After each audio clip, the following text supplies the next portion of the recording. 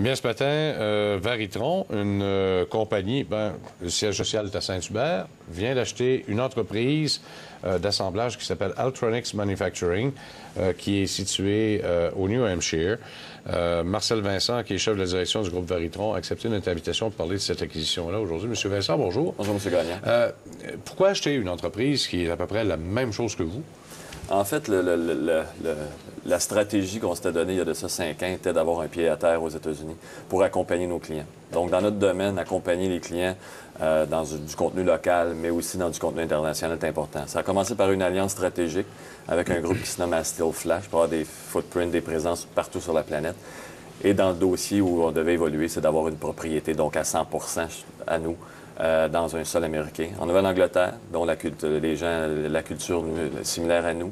Et on a déjà des clients qui attendaient cette acquisition-là pour nous donner des commandes en sol américain pour manufacturer de ce côté. Ça passait absolument par une acquisition ou si on aurait pu ouvrir un bureau là-bas pour se conformer au Buy America Act? Non, en fait, l'acquisition est importante. Dans le Buy America Act, il y a des conditions qui sont imposées pour manufacturer un pourcentage du produit en sol américain.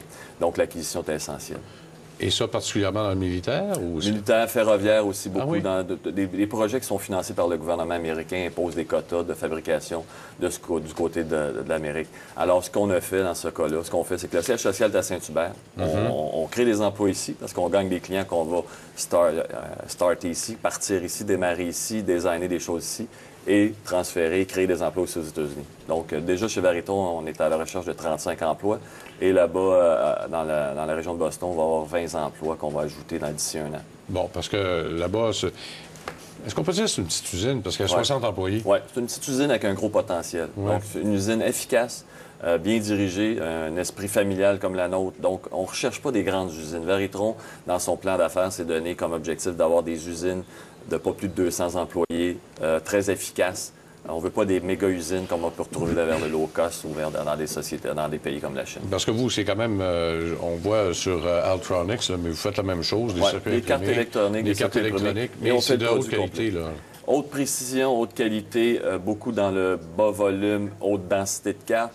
Mais on est aussi en mesure, j'avais déjà expliqué ici, qu'on est en mesure de compétitionner des pays émergents comme la Chine en étant innovateur avec nos clients. Donc, cette société-là, très efficace, capable de prendre la production qu'on va leur apporter. Comment on arrive à compétitionner les Chinois ou encore les Sud-Coréens, parce qu'ils sont forts en bébite, là, en termes de cartes électroniques? Il y en a plusieurs qui ont été tentés d'aller là-bas. Ça n'a pas toujours été des expériences heureuses, quand même. Là. On constate un retour.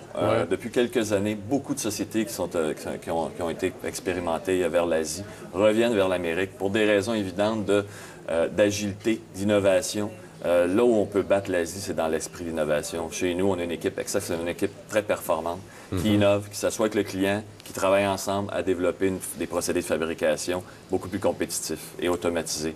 Et chez nous, automatiser ne veut pas dire perdre des emplois. Au contraire, on automatise des projets pour gagner des clients et pour aller chercher d'autres fabrications, qui est la boîte complète. Donc, on fait la carte, mais on fait l'intégration complète du produit. Et c'est là qu'on vient ajouter des emplois. Bon. Est-ce qu'il y a des choses que vous faites ici au Québec qui ne sont pas faites chez Altronics et vice-versa et qui permettront justement une certaine synergie entre les deux? Là? Certainement. Vous voyez, au niveau du test, on a une grande spécialité. On a un partenaire à l'interne et un partenaire avec le C2ME à Bromont.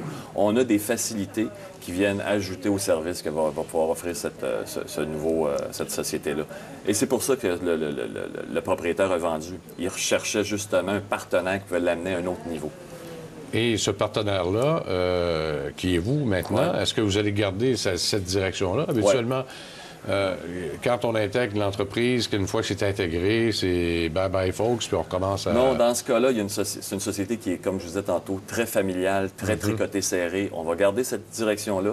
Le président de Varitron, qui est Michel Farley, prend l'opération avec le propriétaire existant qui reste en place. Donc, pas de changement. Par contre, on va s'échanger des informations. Il y a des choses qu'ils font qu'on peut apprendre d'eux et la même chose de notre côté. Donc, dans les prochaines années, on va intégrer le positif des deux sociétés. Alors, échange de bons procédés Voilà. entre les deux. Ouais, Parce et qu'il y en a plusieurs... ça fait déjà 3-4 ans qu'on se parle. Alors, c'est une acquisition qui est pas, qui s'est pas faite sur un coup de tête. C'est une acquisition, on a beaucoup rencontré ces gens-là. Ils sont venus chez nous aussi beaucoup. Comment on arrive à convaincre, justement, les Américains à se vendre à des Québécois comme vous? Ben, en fait, c'est justement, ça se fait pas du jour au lendemain. On est allé régulièrement les rencontrer, on a discuté, échangé. Ils ont constaté chez nous ce qu'on pouvait apporter. Et il ne faut pas oublier que nous, on a beaucoup de clients en Nouvelle-Angleterre. De plus en plus, cette région-là, la Nouvelle-Angleterre, a à peu près 150 manufacturiers comme nous. Et majoritairement, lorsqu'on compétitionne contre eux, on gagne. Pourquoi on gagne? Par notre qualité de notre personnel, de nos équipements, notre service, l'agilité de notre service. Alors, c'est assez impressionnant de voir que Veritone, Société du Québec, est capable de compétitionner. On a trouvé la perle rare, qui est Altronics. On va travailler ensemble pour aller chercher tout ce marché-là de la côte est américaine. On dit souvent que les Québécois se cassent les dents souvent aux États-Unis parce qu'on n'arrive pas à trouver les bons partenaires, qu'on veut trop agir comme nous et non comme eux. Est-ce que c'est cette mentalité-là? Est-ce que c'est l'amalgame des deux qui fait un bon champion dans le domaine? Ouais. Vous savez, notre plan stratégique, on a débuté il y a 6 ans avec un nouveau plan stratégique qu'on remet à jour à tous les 2 ans. Notre conseil d'administration, notre investisseur qui est Investissement Québec s'y implique. Et on l'a partagé avec cette acquisition, avec le propriétaire qui y croit. Et c'est pour ces raisons qu'il s'est joint à nous. Alors, faire une acquisition rapidement dans ce domaine-là de manufacturier, les conditions de succès ne seraient pas là. Les conditions de succès passent par un échange de nos philosophies, des cultures similaires. Et c'est ce qu'on a retrouvé chez Altronics. Qu'est-ce que vous allez être capable de faire de plus avec cette acquisition-là que vous ne faisiez pas aujourd'hui? Alors, aujourd'hui, on ne pouvait pas offrir à des clients américains le Buy America Act, donc de se conformer aux critères de manufacturing local. Aujourd'hui, on peut. J'ai déjà reçu des emails aujourd'hui de clients qui sont très contents et qui veulent visiter dans les prochains jours cette usine-là. Donc, cette offre de service-là vient renforcer Veritone au Québec. Et notre siège social, hier, j'avais des rencontres avec les employés avant de diffuser ça globalement. Et les employés sont fiers de voir qu'on va rayonner aux États-Unis puis qu'on va apporter du travail à nos gens de Montréal, à nos gens de Saint-Hubert, à nos gens de Granby. Parce qu'il y a beaucoup de choses qui vont démarrer ici et qu'on va pouvoir transférer du côté américain. Est-ce que le contraire sera aussi vrai? Aussi. Les choses démarrées là-bas et faites chez nous? Oui, certainement, parce qu'il y a des projets qui sont possiblement que les équipements ou le personnel n'est pas assez qualifié du côté américain qu'on va ramener ici au Québec. Vous avez fait votre nom, entre autres, dans le domaine de l'électricité. Oui. C'est un produit qui est facilement exportable, ça? Oui. Est-ce que les voisins américains sont intéressés à ça, ce genre de produit-là? Oui, justement, les compteurs intelligents, on en fabrique encore beaucoup pour Londres. On est sur des projets pour les États-Unis et ça pourrait être un projet qui pourrait se faire manufacturer aux États-Unis si les conditions protectionnistes l'imposent. Alors, où on a fait notre nom, ça va excessivement bien. On travaille sur beaucoup de projets sur la planète. Veritone s'est donné une spécialité dans le domaine de l'énergie, mais a développé d'autres spécialités. Je pense entre autres aux luminaires, aux LED. On a un client chez nous dont on est très fier, qui est Lumen Pulse, qui a fait une émission publique récemment à succès. Oui. Un client en partenariat qu'on accompagne localement du manufacturing ici au Québec pour une grande société qui rayonne mondialement. Parce qu'il faut quand même le dire, le Lumen Pulse, c'est pas eux qui le fabriquent, là. C'est comme l'ingénierie. C'est vous qui en avez une grosse partie. Là, Justement. Ah. Et c'est ce que je disais tantôt. La proximité d'un client avec nous, comme manufacturier, on les accompagne, on échange. Et le manufacturier devient de plus en plus, je dirais, sexy en Amérique. Il y a un retour du manufacturier. Et les raisons, c'est que c'est souvent sur...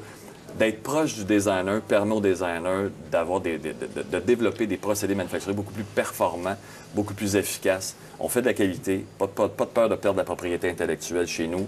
Ça reste ici. On a des murs de Chine qui font que, sans jeu de mots, que cette propriété-là, on la protège pour nos clients. Oui, c'est ça qui est important aussi. Il n'y a pas de murs de Chine.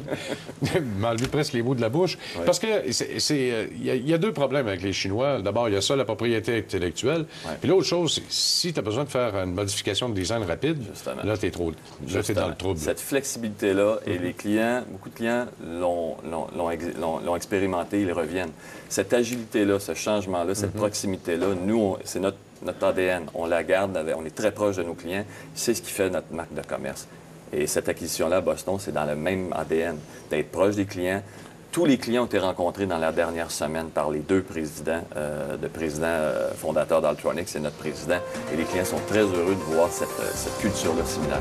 Marcel Vincent, merci beaucoup et surtout bonne chance. Merci à vous. Merci. On fait une pause.